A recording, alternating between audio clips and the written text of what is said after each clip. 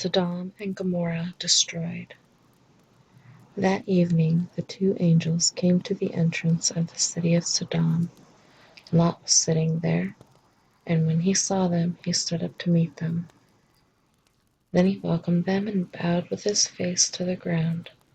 "My lords," he said, "come to my home and wash your feet, and be my guests for the night.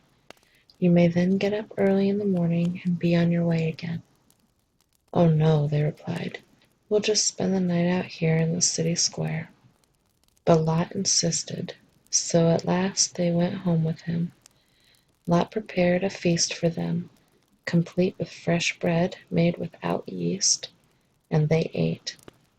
But before they retired for the night, all the men of Sodom, young and old, came from all over the city and surrounded the house. They shouted to Lot, "Where are the men who came to spend the night with you? Bring them out to us so we can have sex with them." So Lot stepped outside to talk to them, shutting the door behind him. "Please, my brothers," he begged, "don't do such a wicked thing.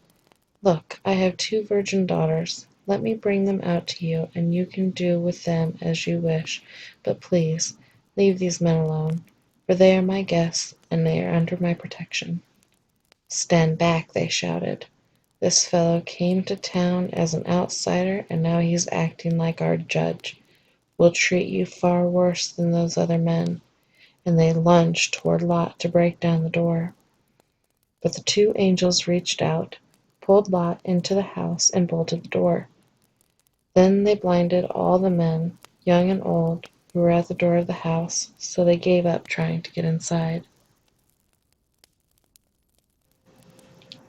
Meanwhile, the angels questioned Lot.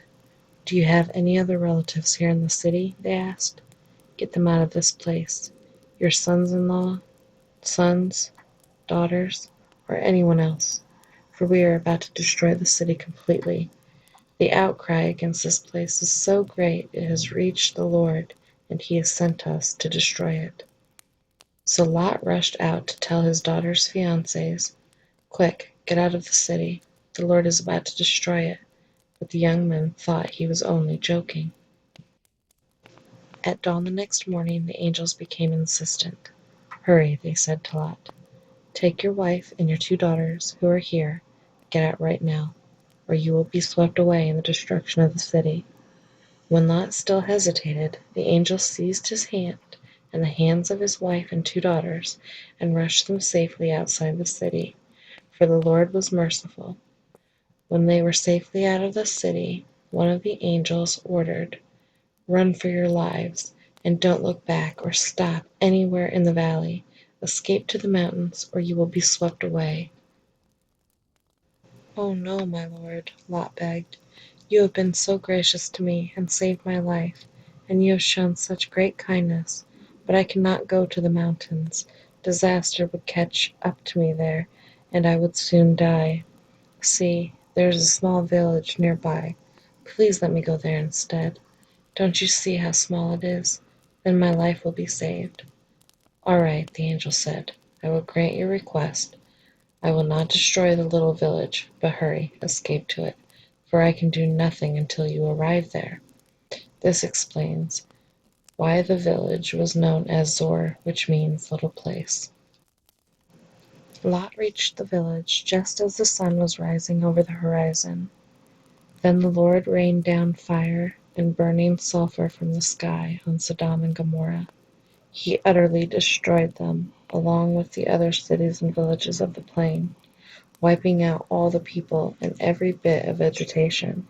But Lot's wife looked back as she was following behind him, and she turned into a pillar of salt.